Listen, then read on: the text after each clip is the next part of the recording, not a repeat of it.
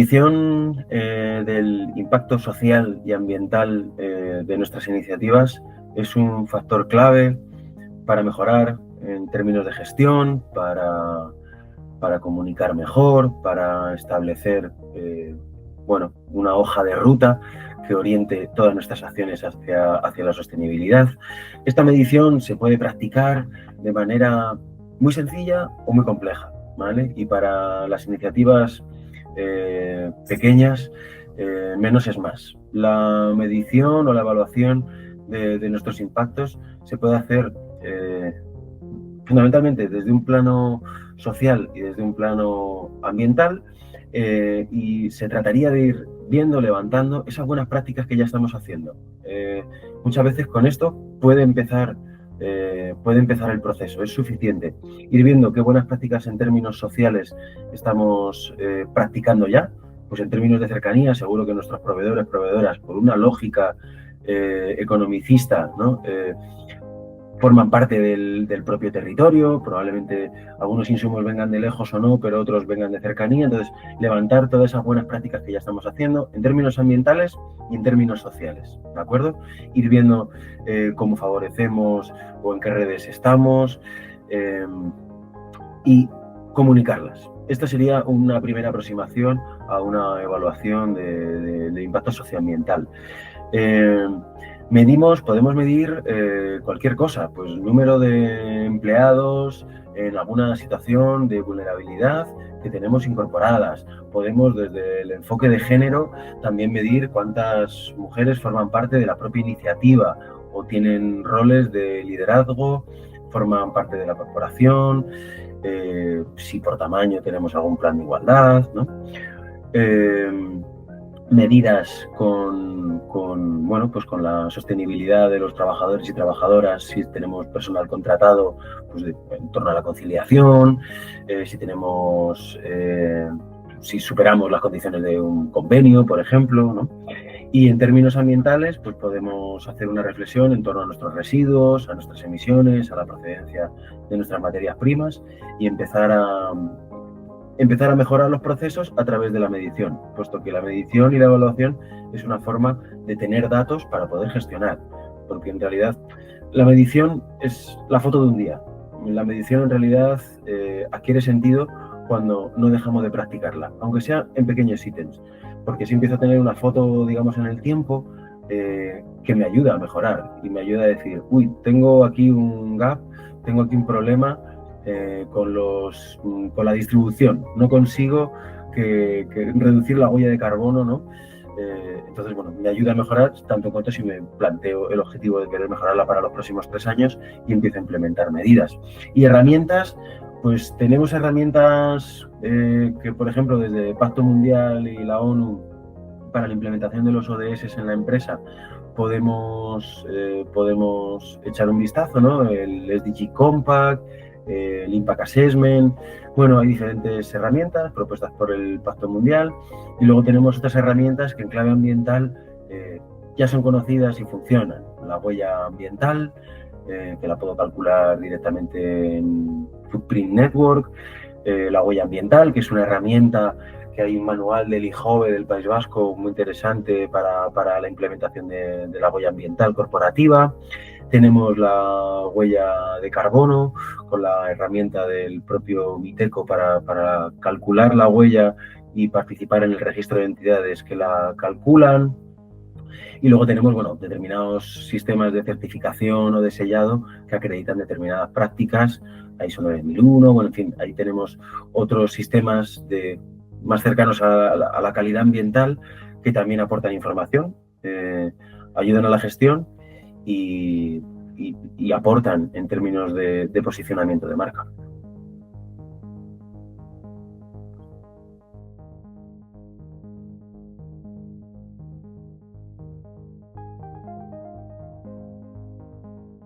El camino puede y debe de ser muy sencillo.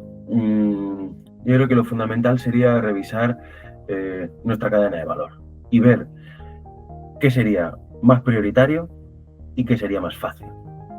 Por tanto, algo inminente, fácil, rápido y con alto impacto, por ejemplo, podría ser cambiar de comercializadora de suministro energético y pasar a tener mi contrato de la luz, si es que no autogenero mi energía, con una cooperativa territorial que genere energía renovable, que ahora mismo existen en todo el territorio del Estado español.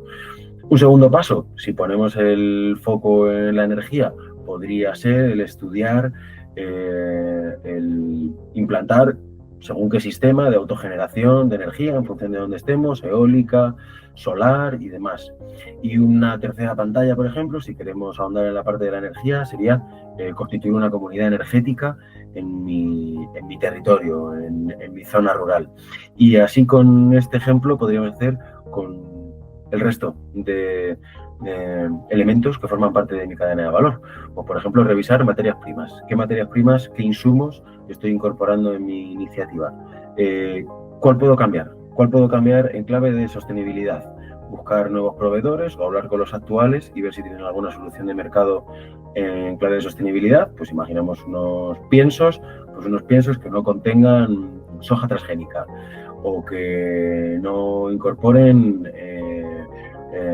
procesos de elaboración que, que, que, que, afecten a la calidad de la vida de las personas, ¿no?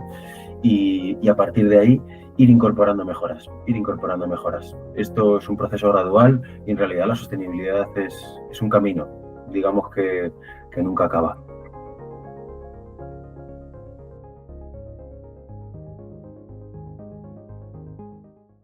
Muy buenas y bienvenidos a este módulo sobre evaluación de la sostenibilidad en empresas. Me alegra que estéis aquí porque este es un tema que a mí personalmente me parece de los más relevantes de todo el programa. Y no lo digo porque sea el que me toca explicar. Lo digo porque en los próximos años, si queréis montar o gestionar una empresa que sobreviva y que funcione bien, entender esto va a ser imprescindible. Antes de arrancar, quiero que os hagáis una pregunta sencilla. Solo una. Y no hace falta que la respondáis en voz alta. Solo pensadla. ¿Cuándo fue la última vez que comprasteis algo pensando explícitamente en si era sostenible o no? Puede que nunca lo hayáis hecho. Puede que lo hagáis siempre. No importa. La pregunta es si os lo habéis planteado. Esa misma pregunta se la están haciendo hoy millones de personas en el mundo. Y eso está cambiando radicalmente la forma en que tienen que funcionar las empresas. No solo las grandes multinacionales, no solo las que venden a consumidores finales, todas, porque las exigencias de sostenibilidad están entrando también en las cadenas de suministro, en los contratos públicos, en los criterios de inversión. Esto ya no es una moda, es la nueva lógica del mercado. En esta sesión vamos a ver tres grandes apartados. El primero es el concepto de triple impacto, que es la forma de entender que una empresa genera consecuencias, para bien o para mal, en tres dimensiones a la vez: la económica, la social y la ambiental. El segundo apartado se centra en cómo se evalúa y se comunica a esa gestión sostenible, con ejemplos concretos de certificaciones y herramientas que existen y que se usan. Y el tercer apartado, que muchas veces sorprende a la gente cuando lo ven por primera vez porque parece alejado del concepto de sostenibilidad, son los nuevos modelos de organización interna que están emergiendo: la holocracia, la sociocracia, las organizaciones TIL. Veremos que tienen mucho más que ver con la sostenibilidad de lo que parece a primera vista. Habrá tiempo para ejemplos, para reflexionar, para que la información asiente. No tengáis prisa. Este es un tema que pide un poco de calma para entenderse bien, porque hay muchos conceptos que se relacionan entre sí y conviene ir paso a paso. Dejo esa pregunta en pantalla un momento porque es exactamente la tensión que ha marcado el debate empresarial de los últimos 30 años. La versión pesimista dice que no, que la responsabilidad social cuesta dinero y que las empresas que la asumen tienen menos margen y menos competitividad. La versión optimista dice que sí, que la sostenibilidad es una oportunidad. Y la versión que yo defiendo, y que creo que los datos avalan, es más matizada. Depende. Depende de cómo se gestione. Depende del sector, depende del horizonte temporal que se considere. Pero en general, y especialmente a medio y largo plazo, las empresas que integran criterios sostenibles en su gestión tienden a ser más resilientes, más atractivas para el talento y más capaces de adaptarse a los cambios del entorno. Y a eso vamos a dedicar esta sesión. Empezamos con el triple impacto. La idea central es sencilla de enunciar aunque no tan fácil de aplicar. Una empresa no solo genera valor económico, genera también consecuencias sociales y ambientales. Y esas tres dimensiones no son independientes entre sí, sino que se afectan mutuamente. Pongamos un ejemplo muy concreto para que esto no quede en abstracto. Imaginad una empresa de catering que decide comprar sus ingredientes a productores locales de la zona, en lugar de a grandes distribuidoras nacionales. A primera vista parece una decisión ética. Quizás un poco más cara. Pero si la analizamos en las tres dimensiones, resulta que tiene consecuencias económicas directas favorables. Menos costes de transporte, menos embalajes, mayor frescura del producto que permite reducir desperdicio, y en muchos casos precios comparables o solo ligeramente superiores si el volumen de compra es constante. Tiene consecuencias ambientales claras, menos kilómetros de transporte, menos emisiones, menos plástico. Y tiene consecuencias sociales positivas, genera riqueza local, fortalece el tejido productivo de la zona y le da a la empresa una historia que contar a sus clientes. Eso es triple impacto en acción. No es una filosofía separada del negocio. Es el negocio, bien pensado y bien gestionado. La gestión sostenible busca equilibrar estas tres dimensiones en la toma de decisiones empresariales. Y la palabra clave es integrar. No se trata de que la empresa tenga un departamento de RSC que compensa el daño que hace el resto de la organización. Se trata de que la forma de producir, de vender, de contratar, de invertir, lleve incorporados criterios sostenibles desde el inicio. Y esto se aplica tanto a una multinacional como a una micropyme rural. El temario nos señala 5 aspectos clave para llevar a cabo esta gestión sostenible. Los voy a recorrer uno a uno, pero con calma, porque cada uno merece un momento de atención. El primero es integrar la sostenibilidad en la estrategia empresarial desde el inicio. Esto significa que cuando una empresa diseña su modelo de negocio, cuando define sus objetivos anuales, cuando diseña sus procesos, la sostenibilidad no es algo que se añade al final como un complemento.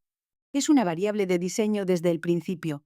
La pregunta no es, ¿qué podemos hacer para ser más sostenibles? Como si fuera un problema que hay que resolver después. La pregunta es, ¿cómo diseñamos este negocio para que sea sostenible desde el origen? Esa diferencia de perspectiva lo cambia todo. Si estáis montando una panadería, la pregunta sostenible no es, una vez montada la panadería, ¿cómo reducimos residuos? La pregunta sostenible es, ¿con quién compramos la harina? ¿Y bajo qué condiciones produce ese proveedor? ¿Cómo gestionamos los excedentes del día para que no acaben en la basura? ¿Qué tipo de envases usamos desde el primer día? ¿La maquinaria que compramos tiene certificación energética? Todo eso son decisiones de diseño que se toman al principio y que condicionan el perfil de sostenibilidad de la empresa durante años. El segundo aspecto clave es la gestión eficiente de recursos. Esto incluye la energía, el agua, los materiales, pero también los recursos humanos y financieros. Y aquí hay algo que quiero que retengáis. La eficiencia y la sostenibilidad son, en gran medida, la misma cosa. Una empresa que no malgasta recursos es, al mismo tiempo, más rentable y más respetuosa con el entorno. No hay contradicción. Al revés, la ineficiencia tiene un coste económico y un coste ambiental simultáneamente. Pensad en el consumo energético de una nave industrial. Cada kilovatio que se desperdicia por un aislamiento deficiente o por maquinaria obsoleta es, a la vez, dinero que sale de la caja y emisiones que se generan innecesariamente. Invertir en eficiencia energética tiene un doble retorno, económico, porque reduce la factura, y ambiental, porque reduce la huella de carbono. El tercer aspecto es la minimización del impacto ambiental. Aquí entran las tecnologías limpias, la reducción de emisiones, la gestión responsable de los residuos. Es la dimensión más visible de la sostenibilidad, la que más gente asocia al concepto cuando lo escucha por primera vez. Pero ya veis que es solo una parte del sistema. El cuarto aspecto es la responsabilidad social. Y quiero insistir en algo que mencionaré varias veces a lo largo de la sesión. La responsabilidad social de una empresa no empieza en la comunidad, empieza dentro. Empieza por cómo trata a sus empleados, cómo paga a sus proveedores, cómo se relaciona con sus clientes. Una empresa que habla mucho de impacto social en su entorno pero tiene condiciones laborales precarias, salarios mínimos y contratos basura. Está siendo incoherente. La sostenibilidad social tiene que empezar en casa. Y el quinto aspecto es la transparencia y la rendición de cuentas. Una empresa sostenible no esconde sus prácticas. Las explica, las mide y las comunica. Y esto no es solo una cuestión ética. Es una estrategia. En un entorno donde la desinformación y el greenwashing, es decir, el lavado de imagen verde, son problemas reales y reconocibles por los consumidores, la honestidad y la transparencia se han convertido en activos de marca muy potentes. Los clientes que ven que una empresa mide su impacto y lo comunica con datos reales y concretos confían más en ella. La dimensión económica, vamos a ir dimensión a dimensión, y empezamos por la económica porque es la que más preocupa cuando alguien monta o gestiona una empresa. La pregunta que la mayoría tiene en la cabeza es, ¿me puedo permitir ser sostenible? ¿No es un lujo para empresas que ya van bien? Y la respuesta que quiero daros es esta. En muchos casos, ser sostenible es más barato, no más caro. O en el peor de los casos, la inversión inicial más alta se amortiza con creces a medio plazo. Os voy a explicar por qué con 3 pilares concretos. El primero es la reducción de costes. Y hay aquí una variedad de herramientas que las empresas pueden usar. Una de las más potentes, especialmente para empresas con instalaciones propias, es la energía solar o geotérmica. La inversión inicial en placas solares asusta a mucha gente, pero en un horizonte de 7 a 10 años, el ahorro en factura eléctrica es muy significativo. Y hay además líneas de financiación y ayudas públicas específicas para esta inversión. Y mientras tanto, la huella de carbono de la empresa cae drásticamente. Otro ejemplo es la maquinaria de segunda mano o los equipos informáticos reacondicionados. Misma funcionalidad, coste sensiblemente inferior. Y además no estáis generando demanda de nueva producción industrial, que tiene siempre un impacto ambiental. Una impresora reacondicionada que funciona igual que una nueva pero cuesta la mitad es una decisión que tiene sentido desde cualquier ángulo que la mires. Y el ejemplo que quizás más potencia tiene para muchas empresas, especialmente en contextos rurales, los proveedores de kilómetro cero o de proximidad. Comprar a productores locales reduce el gasto en transporte, da trazabilidad al producto, permite relaciones más estables y de mayor confianza con los proveedores, y os da una historia que contar a vuestros clientes. Una historia que tiene valor en el mercado. Hay sectores enteros, como la restauración de calidad o la alimentación gourmet, donde el origen local del producto es un factor de diferenciación enorme y justifica precios superiores. El segundo pilar económico de la sostenibilidad son los precios justos y transparentes. Y aquí hay una inversión de la lógica convencional que me interesa destacar.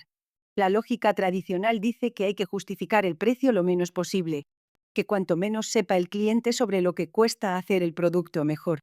La lógica sostenible dice exactamente lo contrario. Contad qué hay detrás de vuestro precio. Explicad que pagáis bien a vuestros proveedores, que usáis materiales de calidad, que vuestros trabajadores cobran un salario digno. Y poned ese valor en el precio. ¿Por qué funciona esto? Porque hay un segmento creciente de consumidores que está dispuesto a pagar más si entiende por qué. No todo el mundo, claro. Pero ese segmento no deja de crecer. Los productos ecológicos de alimentación llevan años creciendo en un mercado que en general no crece tanto. Los productos de comercio justo tienen clientes fieles. La moda sostenible está captando a un perfil de consumidor joven y con poder adquisitivo. Si vuestro modelo de negocio está orientado a ese tipo de cliente, un precio transparente y bien explicado es una ventaja, no un problema. El tercer pilar económico es la financiación ética. Y aquí hay algo que a veces sorprende a los emprendedores que lo escuchan por primera vez. No todos los bancos son iguales, y no todos los inversores buscan lo mismo. Hay entidades financieras especializadas en proyectos con impacto social o ambiental positivo. En España, las dos más conocidas son Fiare Banca Ética y Triodos Bank. Ambas tienen una lógica de financiación que prioriza proyectos con propósito.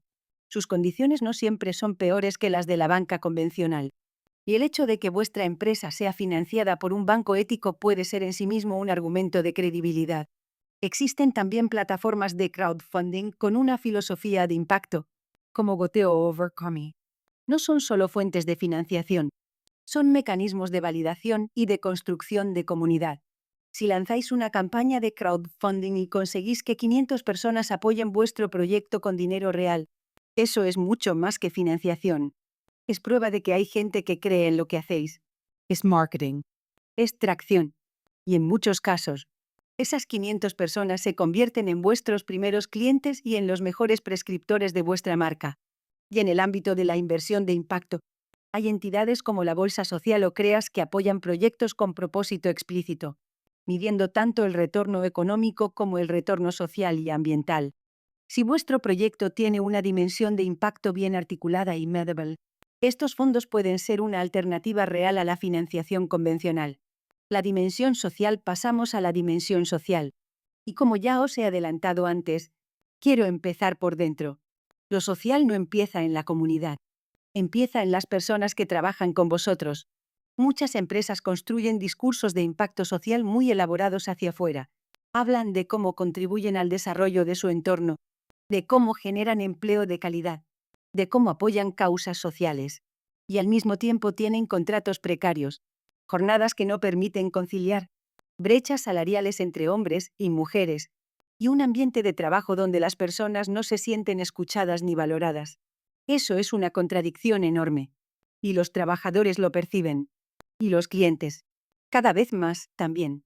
Así que cuando el temario habla de responsabilidad social, el primer punto que señala es precisamente ese: no quedarse en cumplir la normativa laboral vigente, sino intentar ir más allá. Y eso es un nivel de exigencia alto. Cumplir la ley es el suelo, no el techo. ¿Qué significa en la práctica ir más allá? Salarios dignos. No solo el salario mínimo interprofesional, sino salarios que permitan a las personas vivir con dignidad en el contexto donde trabajan, teniendo en cuenta el coste de la vida real. Condiciones laborales que permitan la conciliación. Flexibilidad de horarios cuando sea posible. Teletrabajo cuando tenga sentido y la actividad lo permite. Y explorar iniciativas que ya se están probando con resultados positivos, como la semana laboral de 4 días. Sobre la semana de 4 días me quiero detener un momento porque es un tema que genera mucho debate. Hay empresas que la han adoptado y los resultados son, en general, positivos. La productividad no baja. Y en muchos casos sube. La retención de talento mejora. El absentismo baja. La gente trabaja más concentrada durante 4 días porque sabe que el quinto es suyo. No es un modelo para todas las actividades ni para todos los sectores, pero en sectores del conocimiento, servicios, tecnología, comunicación, está demostrando ser viable. Y es un argumento de atracción de talento muy potente, especialmente para perfiles jóvenes. El segundo aspecto de la sostenibilidad social son los planes de desarrollo personal. La empresa tiene que ver a sus trabajadores no como recursos a los que extraer rendimiento, sino como personas con talento, con inquietudes, con ambición, y tiene que invertir en su crecimiento, no solo en formaciones técnicas específicas para el puesto, sino en el desarrollo integral de la persona. Aquí aparece el concepto de intraemprendimiento, que es la capacidad de las personas dentro de una organización de desarrollar nuevas ideas, de proponer mejoras, de asumir iniciativas con autonomía. Las empresas que fomentan el intraemprendimiento tienen menos rotación, más innovación y más compromiso. La gente no se va si siente que puede crecer dentro. El tercer aspecto es promover modelos no jerarquizados, basados en la autogestión de los equipos. Esto enlaza directamente con el bloque de nuevos modelos organizacionales que veremos más adelante, pero lo mencionamos aquí porque tiene también una dimensión de impacto social interno. Los sistemas de autoridad muy verticales tienden a generar dependencia, a limitar la iniciativa, a concentrar el conocimiento en pocas personas. Los sistemas más horizontales y participativos tienden a distribuir el conocimiento, a empoderar a las personas y a hacer la organización más resiliente. Y además, en el contexto actual de mercado laboral, las estructuras más planas son más atractivas para muchos perfiles de talento. El cuarto aspecto que señala el temario es tener un plan de igualdad. Y quiero insistir en que esto no es solo una obligación legal para cierto tamaño de empresa. Es un instrumento de gestión útil para cualquier organización. Un buen plan de igualdad identifica brechas salariales que quizás ni sospechabais que existían. Detecta sesgos en los procesos de selección y promoción. Pone en marcha medidas para garantizar que las oportunidades son realmente iguales para todos, independientemente del género. Y eso hace a la empresa más justa, sí, pero también más competitiva. Las empresas con igualdad real tienen más diversidad en sus equipos directivos. Y la evidencia es consistente. Los equipos diversos toman mejores decisiones. El quinto aspecto es fomentar la diversidad y la integración de personas en situación de vulnerabilidad. Incorporar en el equipo a personas con diversidad funcional, a personas que han tenido dificultades de inserción laboral, a personas de orígenes culturales diferentes. Esto tiene un impacto social directo en esas personas y en sus familias. Y tiene también consecuencias positivas para la organización. Equipos más diversos generan perspectivas más variadas, lo que favorece la creatividad y la capacidad de entender mejor a clientes muy distintos. Y el sexto y último aspecto de la dimensión social es analizar el impacto positivo que queremos generar sobre el entorno. Esto es especialmente relevante para empresas que operan en entornos rurales, donde el tejido económico y social puede ser más frágil y donde una empresa de cierto tamaño tiene una capacidad de transformación del entorno mayor que en un contexto urbano. ¿Qué genera vuestra empresa en el territorio? ¿Fija población? ¿Recupera un oficio o una actividad que estaba desapareciendo? ¿Mejora la oferta de servicios o de ocio en una zona que los tiene escasos? ¿Fortalece la identidad cultural de la comunidad? Todas estas preguntas forman parte del análisis de impacto social que una empresa sostenible debe hacerse. La dimensión ambiental es, como os decía al principio, la más visible de la sostenibilidad, la que más gente asocia al concepto cuando lo escucha. Y es también la que más se presta a lo que en inglés se llama greenwashing, que podríamos traducir como blanqueo verde o lavado de imagen ecológica, empresas que se presentan como sostenibles con un barniz muy superficial, sin cambios reales en su forma de producir o de operar. Para evitar caer en eso, y para hacer una gestión ambiental real, hay que empezar por medir. Y hay dos conceptos que quiero que conozcáis bien porque van a aparecer una y otra vez en este ámbito. El primero es la economía circular. El modelo económico que ha dominado desde la revolución industrial es lineal. Extraes recursos, produces, consumes, tiras. Ese modelo tiene un problema fundamental. La cantidad de recursos disponibles en el planeta es finita. Y la capacidad del planeta para absorber residuos también es finita. La economía circular propone cerrar ese ciclo. La idea es que los materiales y los recursos no se conviertan en residuos, sino que vuelvan al ciclo productivo de una u otra forma. ¿Cómo se aplica esto en una empresa? Con la herramienta del análisis del ciclo de vida de los productos, que consiste en rastrear todos los impactos ambientales de un producto desde que se extraen las materias primas hasta que el cliente lo descarta. Ese análisis identifica en qué fase del ciclo se genera más impacto y dónde es más eficiente actuar.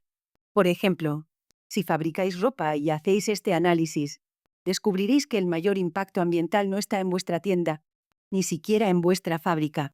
Está en la producción de las fibras textiles, que es una de las industrias más contaminantes del mundo, especialmente si son sintéticas derivadas del petróleo o si son de algodón con mucho uso de pesticidas.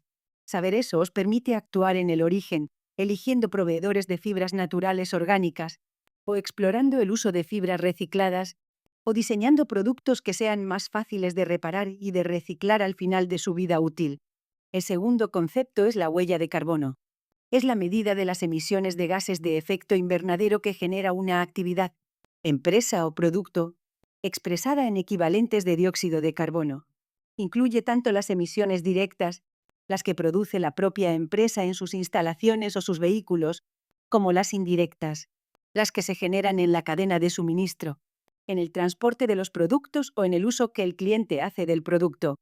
¿Por qué es importante calcular la huella de carbono? Primero, porque lo que no se mide no se puede reducir. Si no sabéis cuántas emisiones generáis ni dónde, no podéis diseñar estrategias para reducirlas.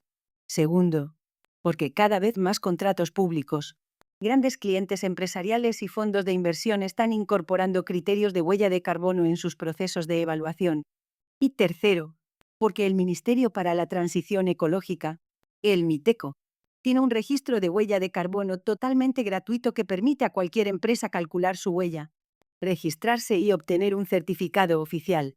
Ese certificado es un activo real de comunicación y de diferenciación, especialmente si queréis trabajar con la administración pública. El tercer aspecto de la gestión ambiental son los puntos críticos de contaminación.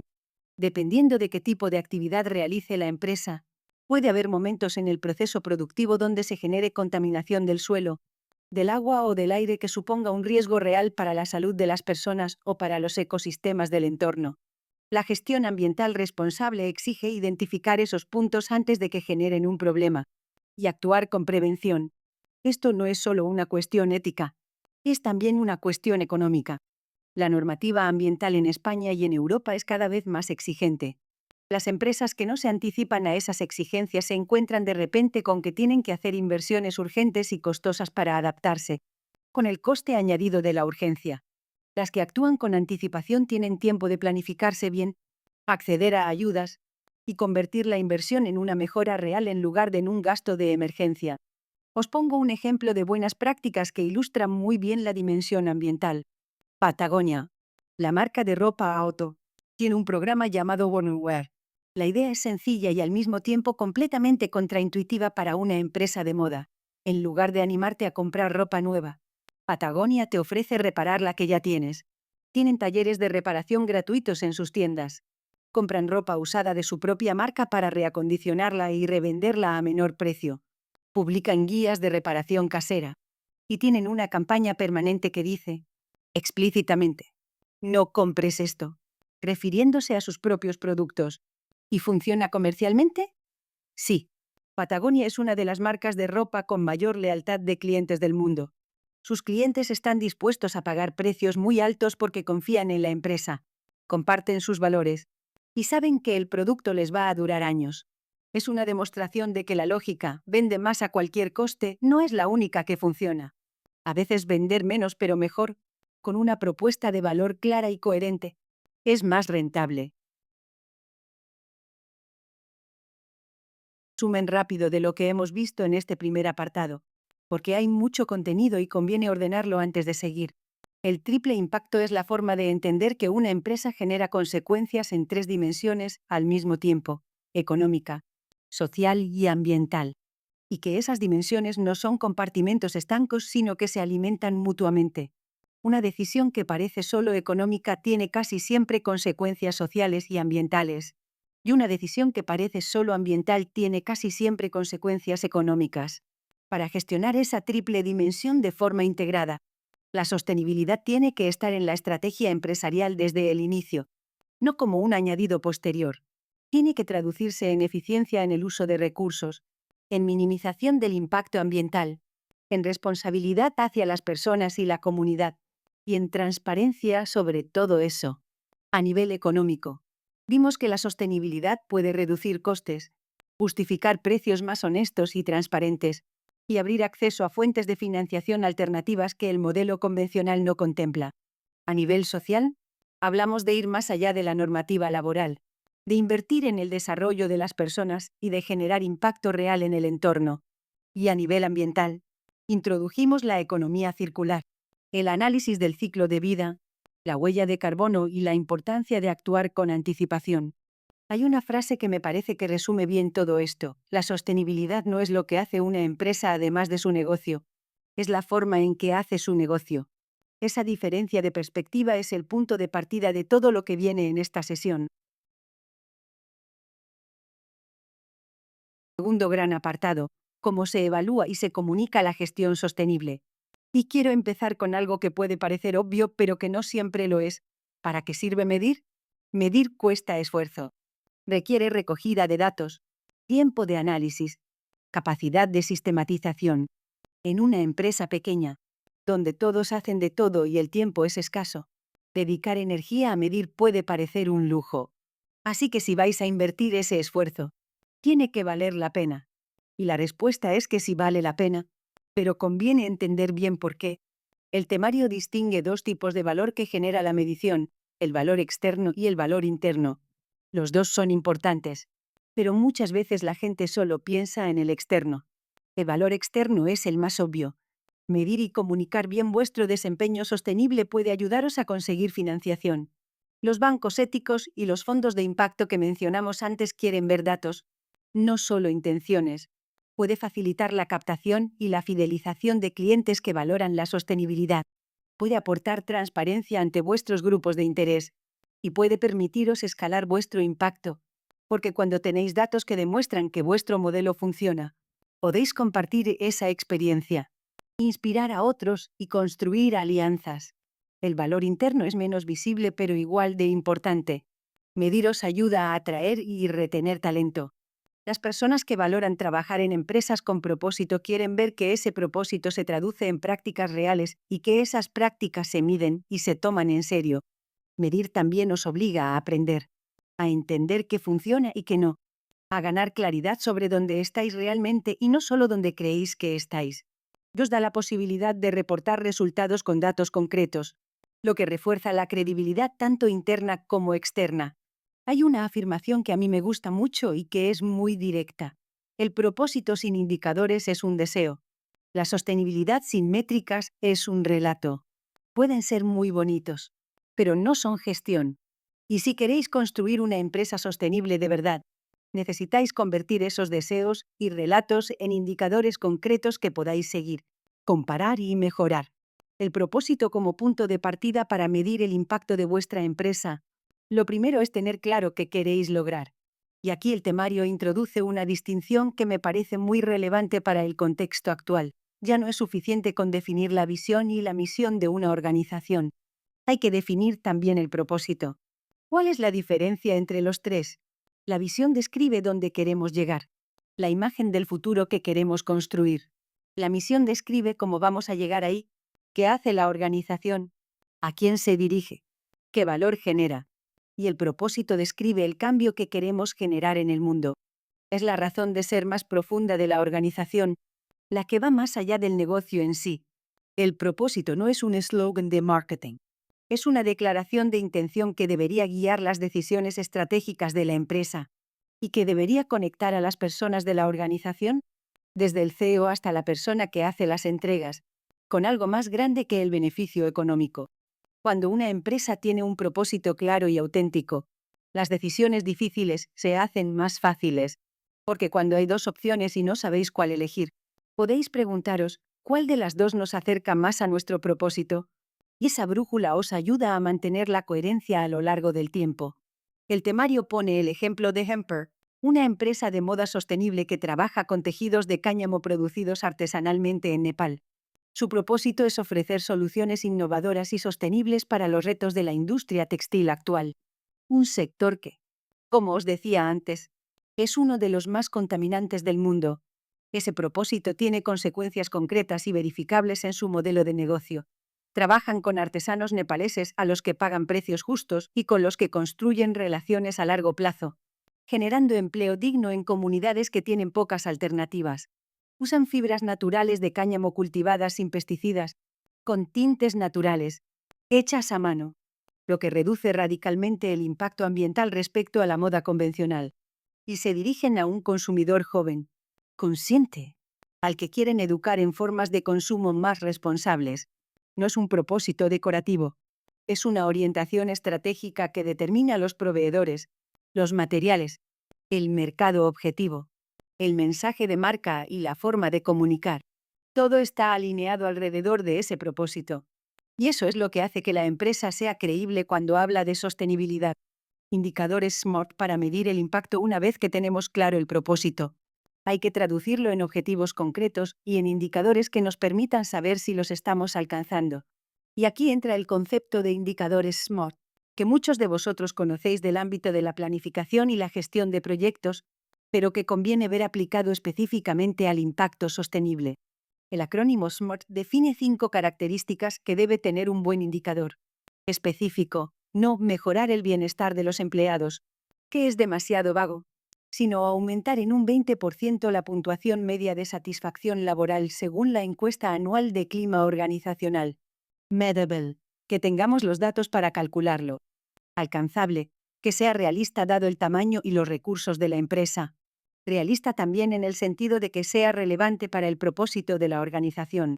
Y temporal, que tenga un horizonte de tiempo definido. Porque un objetivo sin fecha es un objetivo que nunca se cumple.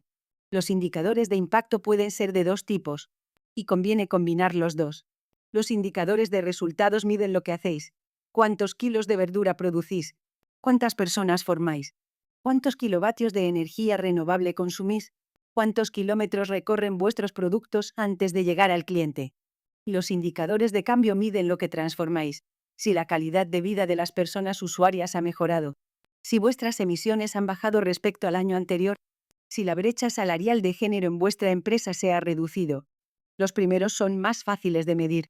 Los segundos son más interesantes, porque dicen si realmente estáis generando el cambio que queréis generar. Y toda esa información, una vez recogida, sistematizada y analizada, conviene darle visibilidad. No hace falta una memoria de sostenibilidad de 80 páginas al estilo de las grandes corporaciones. Con una comunicación clara, honesta y regular de vuestros indicadores de impacto, en vuestra web, en vuestras redes sociales, en vuestras propuestas comerciales, estáis enviando un mensaje muy potente, que vuestra empresa sabe dónde está, sabe hacia dónde quiere ir y tiene datos que lo demuestran. Conocer los principales sistemas de certificación y medición del impacto sostenible que existen. Son 4 ecosistemas y un conjunto de certificaciones específicamente ambientales. Son distintos entre sí en filosofía, en tamaño, en complejidad, pero todos comparten el objetivo de dar herramientas concretas a las empresas para medir, mejorar y comunicar su impacto.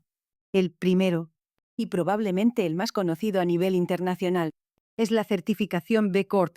La otorga Bell Lab, una organización sin ánimo de lucro con sede en Estados Unidos pero con presencia global.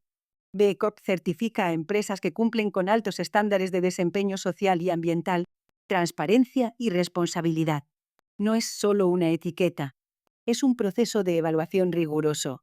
La herramienta de evaluación B Corp analiza múltiples dimensiones de la gestión empresarial, cómo trata la empresa a sus empleados, cómo se relaciona con su comunidad, cómo gestiona sus residuos y su huella ambiental, qué nivel de transparencia tiene en su cadena de suministro, qué estructuras de gobernanza tiene para garantizar que su propósito se mantiene incluso si hay cambios en la propiedad o en la dirección.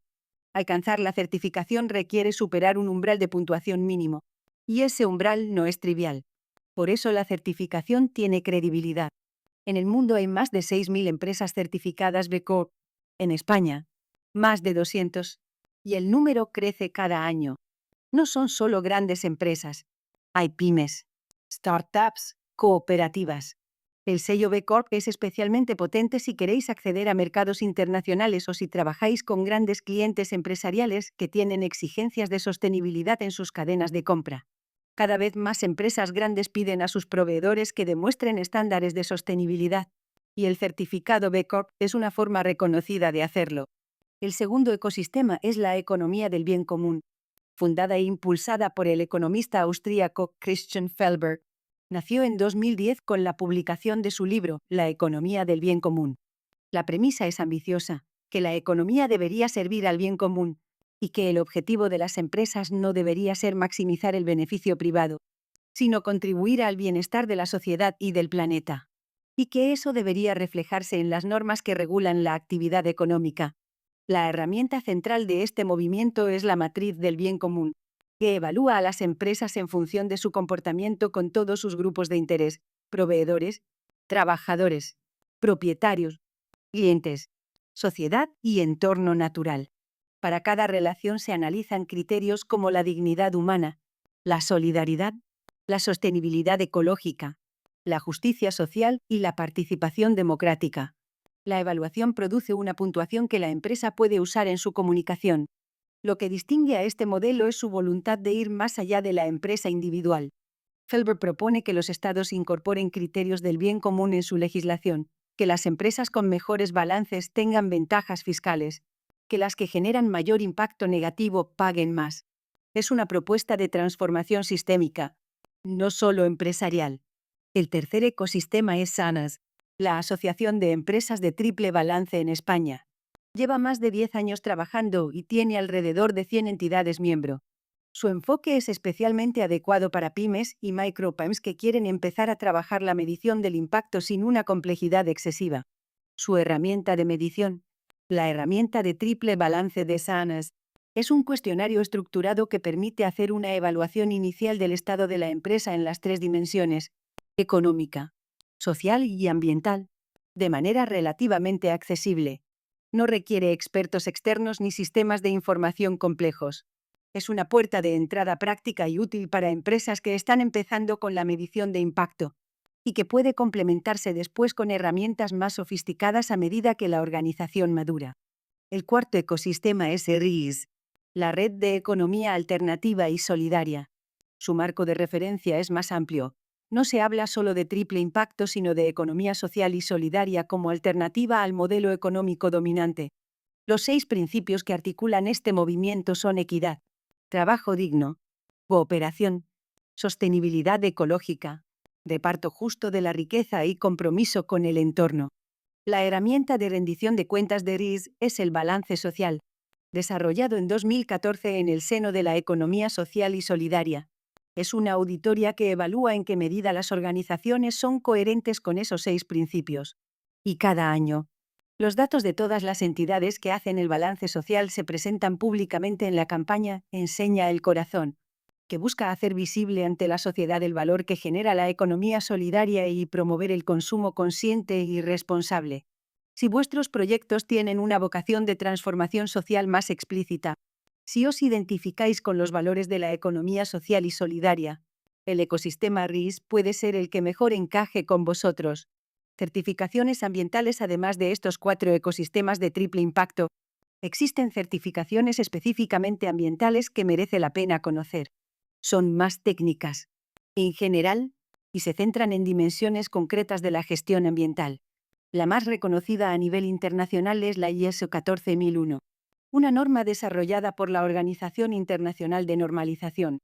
Lo que certifica la ISO 14001 no es que una empresa sea perfectamente ecológica, sino que tiene un sistema de gestión ambiental bien estructurado, que identifica sistemáticamente sus aspectos e impactos ambientales, que establece objetivos de mejora, que implementa procedimientos para controlar esos impactos y que revisa y mejora continuamente ese sistema. Es un estándar de proceso, no de resultado, pero tener ese proceso bien articulado es el primer paso para mejorar los resultados. La certificación LEED es específica para edificios y proyectos de construcción o rehabilitación. Evalúa la sostenibilidad de los edificios en su diseño, construcción y operación, eficiencia energética, uso del agua, calidad del aire interior, materiales utilizados, integración en el entorno. Si vuestra actividad implica el diseño, la construcción o la reforma de espacios, la certificación LED puede ser relevante, especialmente si queréis acceder a clientes que tienen exigencias en este ámbito.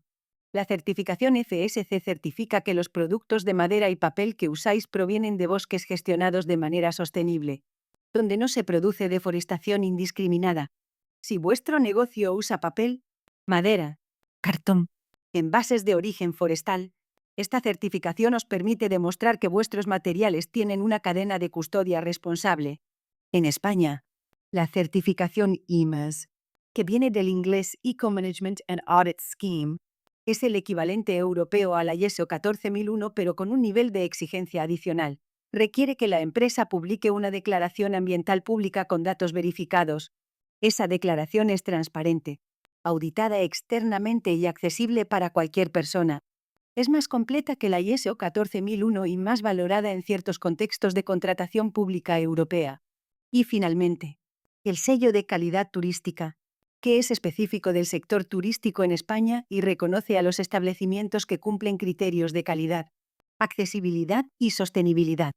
Si os dedicáis al turismo, este sello puede ser un diferencial relevante en un mercado donde cada vez hay más turistas que eligen destinos y establecimientos con criterios sostenibles. Cerramos el apartado 3.2 con un resumen. El proceso de evaluación sostenible parte del propósito, esa razón de ser profunda que va más allá del negocio. Del propósito derivamos objetivos concretos con indicadores SMART que nos dicen si estamos avanzando en la dirección correcta. Esos indicadores se apoyan en sistemas de medición externos, ya sean certificaciones de triple impacto o certificaciones ambientales específicas, que también sirven para comunicar hacia afuera con credibilidad. Y toda esa información retroalimenta un proceso de mejora continua. No se llega a ser sostenible y se para. La sostenibilidad es un proceso permanente de aprendizaje y ajuste. Lo más importante que me llevéis de este apartado es esto: empezad a medir aunque sea de forma sencilla. aunque los primeros datos no sean buenos, que es lo más habitual. La medición honesta es la base del progreso real. Una empresa que mide y encuentra que tiene margen de mejora está en una posición mucho mejor que una empresa que no mide y cree que todo está bien. Tercer y último apartado del tema. Y como os decía al principio, es el que más sorprende a la gente cuando lo ve en el programa. ¿Qué tienen que ver los modelos organizacionales con la sostenibilidad? La respuesta es, mucho más de lo que parece a primera vista. Si hemos asumido que la sostenibilidad pasa por poner a las personas en el centro, por distribuir el poder de manera más equitativa, por crear organizaciones más resilientes y más capaces de adaptarse a los cambios, entonces la forma en que organizamos internamente el trabajo también tiene que ser coherente con esos principios. No se puede hablar de empresa sostenible y seguir gestionando con estructuras de poder del siglo XIX. El temario nos pone en contexto con un análisis del cambio en el modelo laboral a lo largo de las últimas décadas. Y lo hace con datos que vale la pena entender bien, porque explican mucho de lo que está pasando en el mundo del trabajo hoy. El modelo laboral que dominó entre 1960 y 1990, aproximadamente, era un modelo de estabilidad y de compromiso a largo plazo. Una persona con esperanza de vida de unos 73 años se educaba, encontraba trabajo en una empresa, y en la mayoría de los casos se quedaba en esa empresa, o en pocas, hasta jubilarse. La organización era jerárquica, estable y predecible. Los roles estaban muy definidos. Las personas sabían exactamente cuál era su posición en la cadena de mando y qué se esperaba de ellas. Y en ese modelo, según señala el libro El trabajo ya no es lo que era de Albert Cañigueral que cita el temario, las personas eran prácticamente una posesión de la empresa. Hoy ese modelo ha cambiado de forma radical. La esperanza de vida en Occidente se acerca a los 90 años. Eso significa que hay que gestionar una vida laboral de 40 o 50 años que no puede ni tiene sentido que se desarrolle toda en un mismo lugar. La gente cambia de trabajo, cambia de sector, cambia de ciudad, combina trabajos por cuenta ajena con proyectos propios, se recicla y se forma de forma permanente, y valora enormemente la autonomía, el propósito y el desarrollo personal, no solo el salario. ¿Qué implica eso para las empresas? Que ya no pueden contar con el compromiso incondicional de las personas que trabajan para ellas. Ese compromiso hay que ganárselo. Y para ganárselo, hay que ofrecer algo más que un salario y un contrato estable. Hay que ofrecer propósito, desarrollo, autonomía, bienestar, flexibilidad. Y hay que construir una organización donde las personas quieran estar, no una organización de la que las personas intentan escapar en cuanto tienen una oportunidad mejor. Eso está empujando el surgimiento de nuevos modelos organizativos que distribuyen el poder, que ponen a las personas en el centro, que entienden la empresa como una comunidad de personas con un propósito compartido. Vamos a ver tres de los más interesantes: la holocracia, la sociocracia y las organizaciones TIL. La holocracia es el primero de estos modelos. El nombre viene del griego holos, que significa todo o completo. La idea central es distribuir el poder de decisión en una empresa de manera más equitativa y descentralizada. En lugar de concentrar la autoridad en la cúpula de una pirámide, se distribuye a lo largo de toda la organización. En una estructura jerárquica tradicional, las decisiones importantes suben por la cadena de mando hasta llegar a quien tiene la autoridad para tomarlas. Eso es lento. Genera cuellos de botella.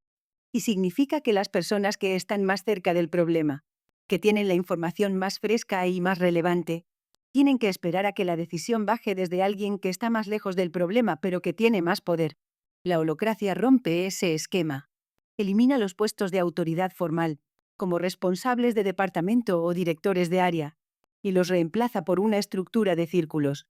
Cada círculo es un equipo que tiene un conjunto específico de responsabilidades y que puede tomar decisiones autónomas sobre esas responsabilidades, sin necesidad de aprobación superior. Dentro de cada círculo, las personas no tienen puestos en el sentido tradicional. Tienen roles. Un rol es un conjunto de responsabilidades y de autoridad para tomar decisiones en un ámbito concreto. Y una persona puede tener varios roles en distintos círculos, dependiendo de sus habilidades y de las necesidades de la organización. Eso es mucho más flexible que el sistema de puestos fijos del modelo tradicional. Los círculos tienen reuniones regulares con estructuras muy definidas. Y aquí hay algo importante. La holocracia es un sistema muy protocolarizado. Tiene una constitución, un documento que regula exactamente cómo funciona todo, desde cómo se toman las decisiones hasta cómo se crean y disuelven los círculos. Esa estructura formal es lo que permite que el sistema funcione sin necesitar una autoridad central que lo ordene todo. Las decisiones en la holocracia se toman por un proceso llamado gobernanza integrativa. Cuando alguien tiene una tensión, que en este sistema es cualquier diferencia entre la realidad actual y el potencial que podría existir, puede proponer un cambio. Y ese cambio se aprueba salvo que alguien tenga una objeción válida. Es decir, una razón concreta de que la propuesta causaría un daño real. No hace falta que todos estén de acuerdo para que algo salga adelante. Solo hace falta que nadie tenga una objeción que no pueda resolverse. ¿Y funciona? Depende mucho del tipo de organización y de la madurez del equipo. La holocracia es más adecuada para organizaciones de trabajo del conocimiento, donde las tareas son complejas, donde se requiere mucha iniciativa individual y donde el entorno cambia rápido. No encaja también en actividades muy estandarizadas donde la coordinación precisa es más importante que la iniciativa y requiere una inversión significativa en formación y en cambio cultural para implementarse. Uno de los casos más conocidos de adopción de la holocracia fue Zappos, la empresa de venta de calzado online. Decidieron implementarla a gran escala. El proceso fue complicado. Hubo resistencia. Algunos empleados se fueron. Y los resultados fueron mixtos. Eso nos enseña algo importante. No hay modelos perfectos. La holocracia es una herramienta, no una solución mágica. Y como cualquier herramienta, funciona mejor en unas manos y en unos contextos que en otros. La sociocracia, el segundo modelo, es la sociocracia, también conocida como gobierno circular o gobernanza sociocrática. Fue desarrollada por el ingeniero y empresario holandés Gerard Endenberg en los años 70, a partir de las ideas del pedagogo Kees Boek sobre la organización democrática. A primera vista, la sociocracia se parece mucho a la holocracia. También organiza el trabajo en círculos, también distribuye la autoridad. Pero hay diferencias importantes en la filosofía y en los mecanismos concretos. La diferencia más fundamental es la siguiente. En la holocracia, la autoridad reside en los roles. Cada rol tiene un poder específico y quien tiene ese rol puede ejercerlo de forma autónoma. En la sociocracia, la autoridad reside en el círculo como colectivo, no en los individuos, sino en el grupo como conjunto. Y la segunda gran diferencia es el mecanismo de toma de decisiones. En la holocracia, las decisiones en los roles se toman de forma individual, con consulta cuando hace falta. En la sociocracia, las decisiones importantes se toman por consentimiento del grupo. Hay que entender bien qué significa consentimiento en este contexto, porque no es lo mismo que consenso. El consenso requiere que todo el mundo esté de acuerdo. Y el problema del consenso es que puede paralizar a los grupos, especialmente cuando hay personas con opiniones muy fuertes y divergentes. El consentimiento, en cambio, requiere algo diferente, que nadie tenga una objeción razonada y no resuelta, que nadie pueda argumentar de forma concreta que la propuesta causaría un daño real. Si no hay objeciones, la propuesta se aprueba, aunque no todo el mundo la hubiera diseñado así. La diferencia es enorme en la práctica. El consentimiento permite avanzar respetando las voces de todos. La sociocracia incorpora también un mecanismo muy interesante llamado doble enlace. Cada círculo envía un representante elegido al círculo superior y recibe un representante del círculo superior. Eso significa que la información y las decisiones fluyen en ambas direcciones. Las personas de base tienen voz en los niveles superiores a través de su representante, y los niveles superiores tienen presencia en los círculos de base a través de su representante. Se evita así que el poder se concentre en la cúpula y que los círculos de base trabajen desconectados de la estrategia. La sociocracia también tiene estructuras de reunión muy definidas. Hay reuniones de operaciones para el trabajo del día a día y reuniones de gobernanza para revisar y modificar la estructura y los procesos del círculo. Esa separación entre el qué hacemos y el cómo nos organizamos es muy útil porque permite que el debate sobre la estructura no interrumpa constantemente el trabajo operativo. El modelo sociocrático tiene una trayectoria de varias décadas demostrando que funciona, especialmente en cooperativas, organizaciones educativas y empresas de servicios. No es tan mediático como otros modelos, pero es quizás el más sólido y el más implementable de forma gradual. Se puede empezar adoptando una o dos prácticas, como las reuniones de gobernanza o la toma de decisiones por consentimiento, sin tener que transformar toda la organización de golpe. Las organizaciones TIL, y llegamos al tercer modelo, que es el que más conversación genera y el que más reflexión pide. Las organizaciones TIL. El nombre viene del libro Reinventar las organizaciones de Frederic Laloux, publicado en 2014. Si os interesa profundizar en este tema, ese libro es una lectura muy recomendable. Es denso, pero vale cada página.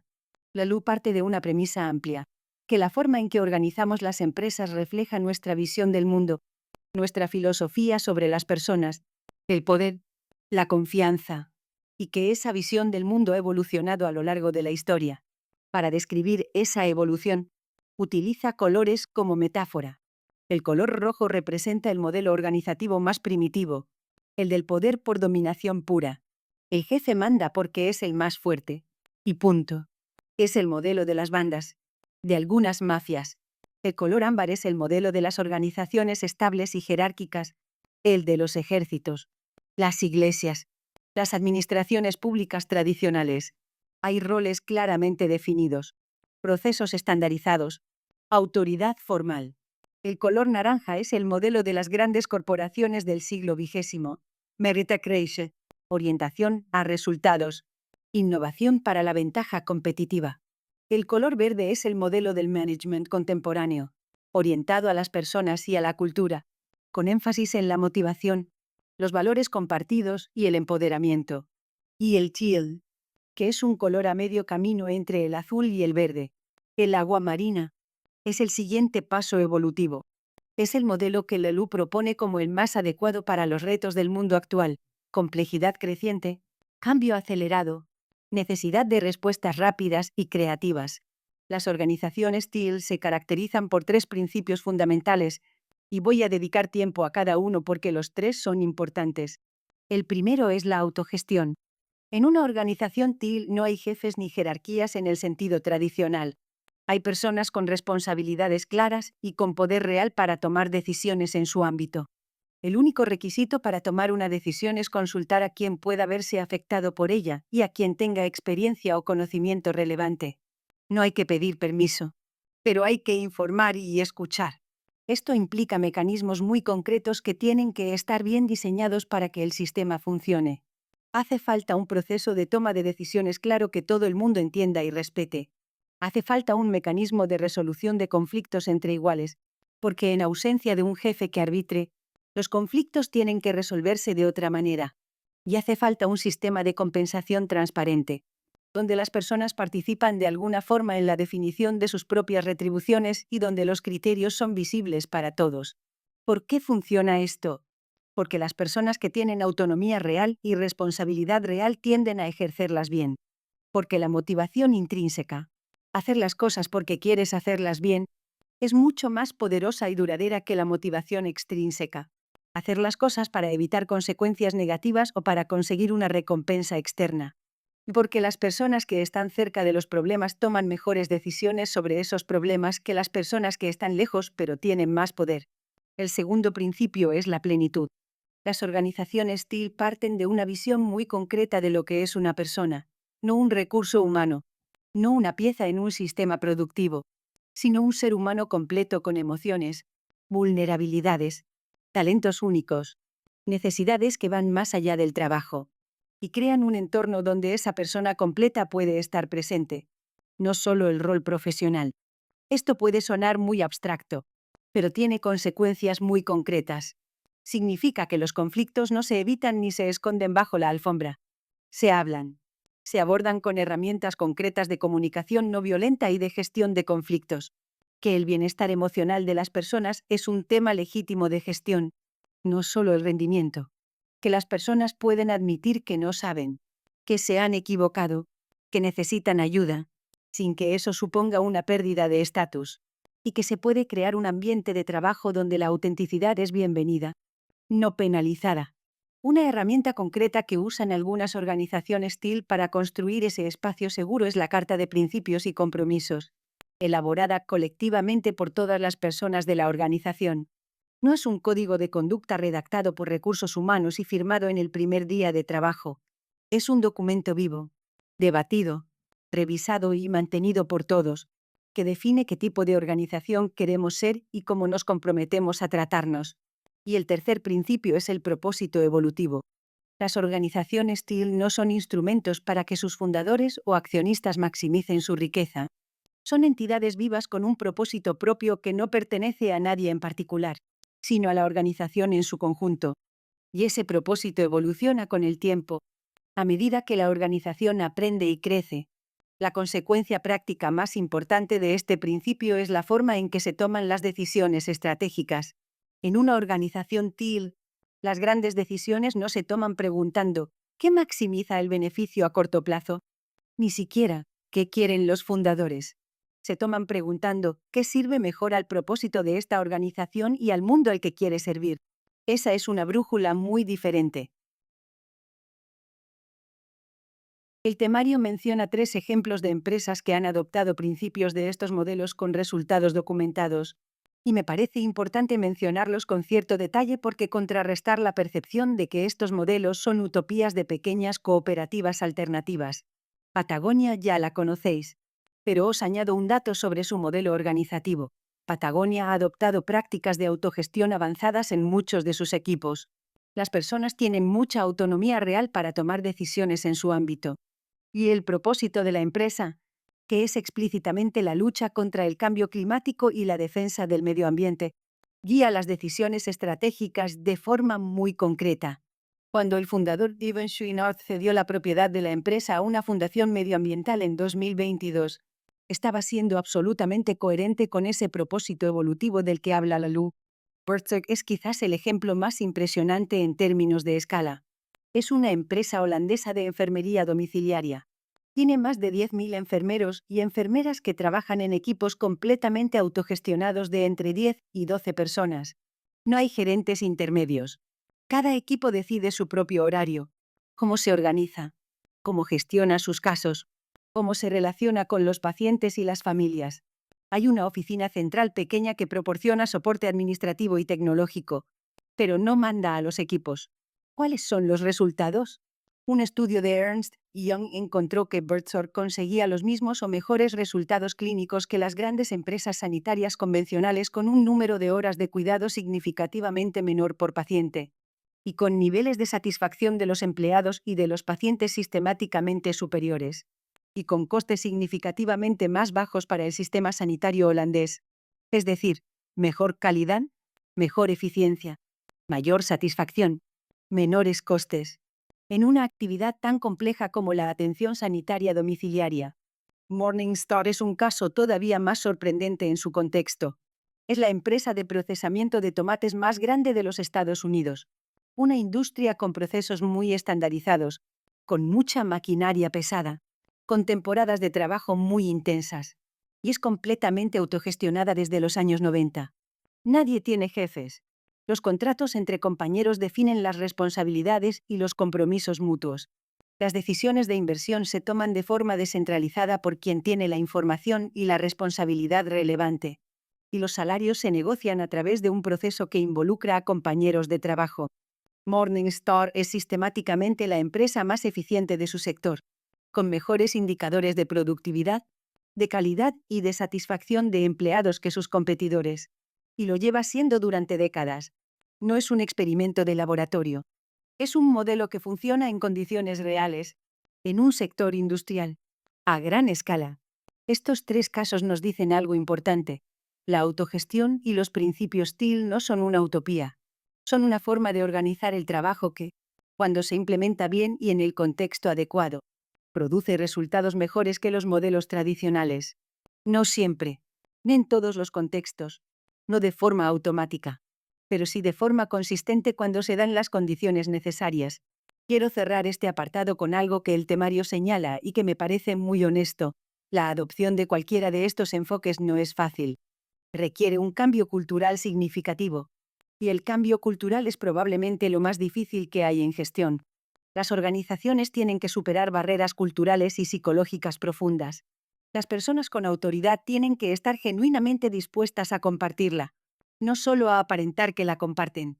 Las personas que estaban acostumbradas a esperar instrucciones tienen que desarrollar la capacidad y la voluntad de tomar iniciativas y asumir responsabilidades. Y todos tienen que aprender a gestionar la incertidumbre que viene de trabajar en un sistema donde las respuestas no están siempre predefinidas. Eso requiere tiempo, formación, paciencia y, sobre todo, una voluntad real y consistente de la dirección de ir en esa dirección aunque el camino sea incómodo. Muchas empresas lo intentan y se quedan a medias. Los que lo consiguen demuestran que merece la pena. Llegamos al bloque de ejemplos prácticos. Vamos a trabajar 4 situaciones concretas que integran los conceptos que hemos visto a lo largo de toda la sesión. Son situaciones que podrían ser las vuestras, o muy parecidas a las vuestras, si estáis trabajando en proyectos de emprendimiento o de gestión empresarial. La idea con estos casos es que veáis cómo los conceptos del triple impacto, la medición del impacto y los modelos organizativos no son categorías separadas, sino que se conectan y se refuerzan mutuamente en la práctica. Primer caso. Una cooperativa de productos ecológicos en una zona rural lleva 5 años funcionando con buenas prácticas ambientales y sociales, pero nunca lo ha medido ni comunicado de forma estructurada. Quiere hacerlo. ¿Por dónde empieza? Lo primero que tiene que hacer es revisar o definir su propósito, no su oferta de productos. Eso ya lo tiene claro, sino la razón de ser más profunda. ¿Para qué existe esta cooperativa en su territorio más allá de vender productos ecológicos? Quizás el propósito es demostrar que la agricultura sostenible en pequeña escala es económicamente viable en su zona, o revitalizar el tejido agroalimentario local, o recuperar variedades tradicionales de semillas, o servir como modelo replicable para otros territorios rurales con desafíos similares. Aclarar eso es fundamental porque orienta qué indicadores son relevantes. A partir de ese propósito, la cooperativa tiene que identificar sus indicadores clave. Si el propósito es fortalecer el tejido local, un indicador relevante puede ser el porcentaje de insumos comprados a proveedores de la comarca. Si el propósito incluye la viabilidad económica demostrable, los indicadores financieros clave tienen que estar presentes. Margen por producto, ingresos totales, ratio de reinversión en la propia cooperativa. Si hay una dimensión social de empleo y bienestar de los socios, indicadores como el salario medio de los socios en comparación con el salario mínimo interprofesional o el número de jornadas de formación por persona al año son relevantes. Para la herramienta de medición, la cooperativa puede empezar con la herramienta de triple balance de Sanes, que es sencilla y accesible. Si sus valores conectan más con la economía social y solidaria, el balance social de RIS puede ser más adecuado.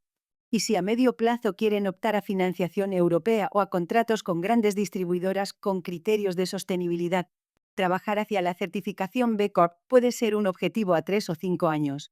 Para comunicarlo, no hace falta empezar con un informe de sostenibilidad complejo.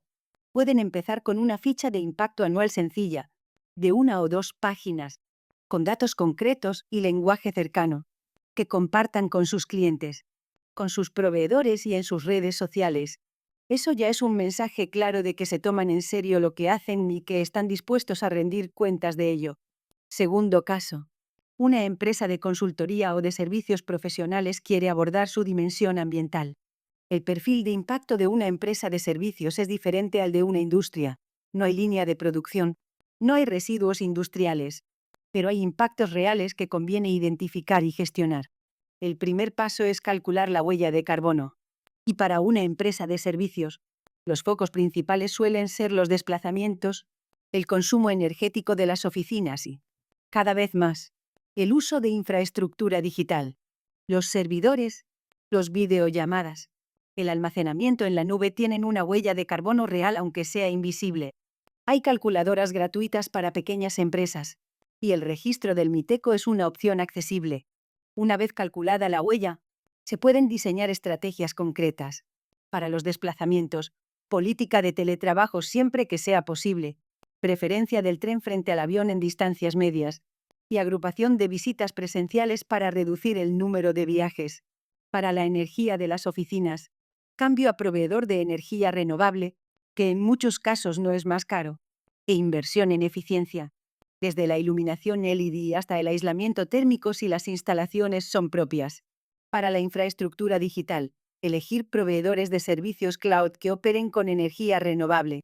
Si la empresa trabaja con la administración pública, tener el certificado del registro de huella de carbono del MITECO puede marcar la diferencia en una licitación. La contratación pública sostenible está creciendo en España, y los pliegos de condiciones incorporan cada vez más criterios ambientales. Estar preparado para demostrar que los cumplís es una ventaja competitiva real. Tercer caso. Una empresa que fabrica muebles quiere incorporar principios de economía circular. Trabaja con madera, con tejidos, con algunos materiales sintéticos. ¿Cómo aborda la transición? El primer paso es hacer el análisis del ciclo de vida de sus productos principales. Rastrear el origen de las maderas. Cómo se procesan. ¿Qué tratamientos llevan los barnices y pinturas? ¿Cómo se embalan? ¿Cómo llegan al cliente? ¿Y qué pasa con el mueble cuando se deteriora o el cliente ya no lo quiere?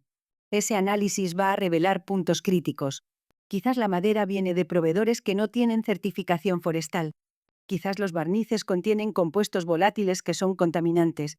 Quizás los embalajes generan mucho plástico de un solo uso. Quizás no hay ninguna solución para recuperar el producto al final de su vida útil. A partir de ese análisis, se pueden diseñar acciones concretas en cada punto del ciclo. Pasar a proveedores con certificación EFSC para la madera. Cambiar a barnices de base agua o a aceites naturales para los acabados.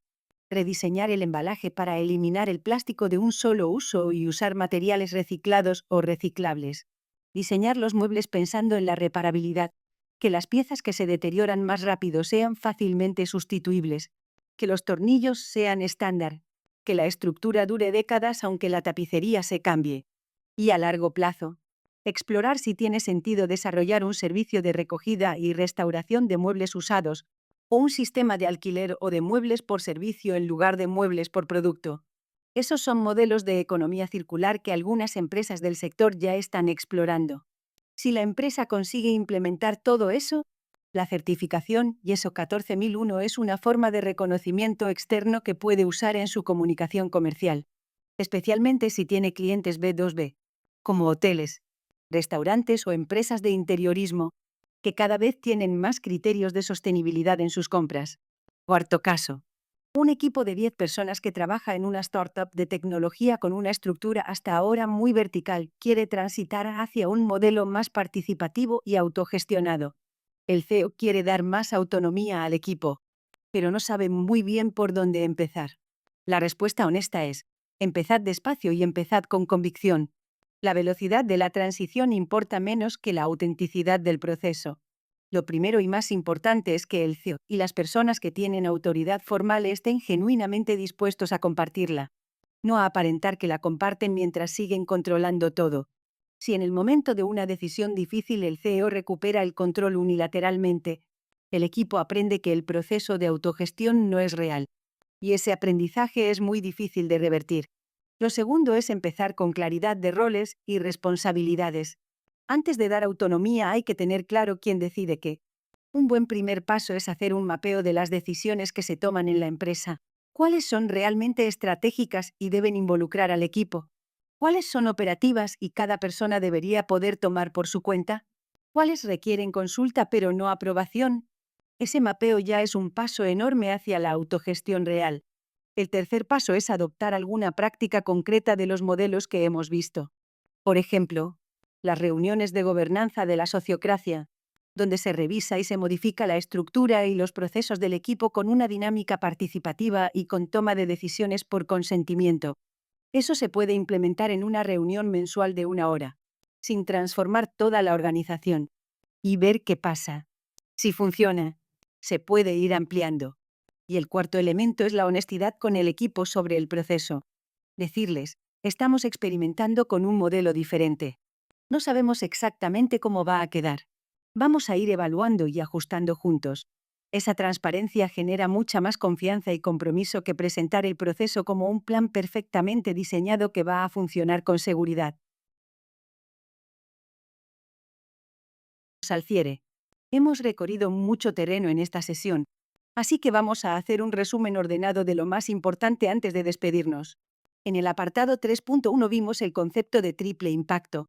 La idea fundamental es que una empresa genera consecuencias en tres dimensiones simultáneamente: la económica, la social y la ambiental, y que esas dimensiones están conectadas. Las decisiones que toma una empresa en cualquiera de esas dimensiones tienen efectos en las otras dos. Por eso la gestión sostenible tiene que ser integrada, no compartimentada. A nivel económico, vimos que la sostenibilidad no es necesariamente más cara. Puede reducir costes, puede justificar precios más transparentes que el mercado valora, y abre acceso a formas de financiación que el modelo convencional no contempla. A nivel social, vimos que la responsabilidad empieza dentro, en cómo se trata a las personas que trabajan en la empresa, y se extiende hacia el entorno. Y a nivel ambiental, vimos la importancia de medir, de adoptar los principios de la economía circular y de actuar con prevención en lugar de reacción. En el apartado 3.2 aprendimos a evaluar y comunicar esa gestión sostenible. El proceso comienza por el propósito, la razón de ser profunda de la organización. Del propósito derivan objetivos concretos con indicadores SMART. Esos indicadores se conectan con sistemas externos de medición y certificación, como BECO, la economía del bien común, SANAS, REES, o las certificaciones ambientales. Y todo ese trabajo alimenta un ciclo de mejora continua. Y en el apartado 3.3 exploramos los nuevos modelos organizacionales que están emergiendo como respuesta a un mundo laboral que ha cambiado profundamente. La holocracia, que distribuye la autoridad en roles y círculos autónomos. La sociocracia, que lo hace con una lógica de consentimiento colectivo y doble enlace. Y las organizaciones TIL, que proponen una transformación más profunda basada en autogestión, plenitud personal y propósito evolutivo. Los tres modelos señalan en la misma dirección. Las organizaciones que son capaces de distribuir el poder y de poner a las personas en el centro tienen ventajas reales en el mundo actual. Tres ideas que espero que os llevéis de esta sesión y que sintetizan lo más importante. La primera, la sostenibilidad es estrategia, no decoración. No es un apartado de comunicación ni una obligación que cumplir. Es una forma de tomar decisiones que considera simultáneamente las consecuencias económicas, sociales y ambientales de cada acción. Las empresas que lo hacen bien no son más bondadosas que las demás. Son más inteligentes. Tienen una visión más completa de su entorno y de los riesgos y oportunidades que ese entorno presenta. La segunda, lo que no se mide no se puede mejorar. El propósito sin indicadores es un deseo. La sostenibilidad sin métricas es un relato. Empezad a medir, aunque sea con herramientas sencillas, aunque los primeros datos sean mejorables, que lo serán. La medición honesta, incluso cuando revela problemas, es el punto de partida del progreso real. Una empresa que sabe dónde está puede planificar cómo llegar a donde quiere ir. Una empresa que no sabe dónde está solo puede esperar que vaya bien. Y la tercera, las personas son el centro de cualquier organización sostenible.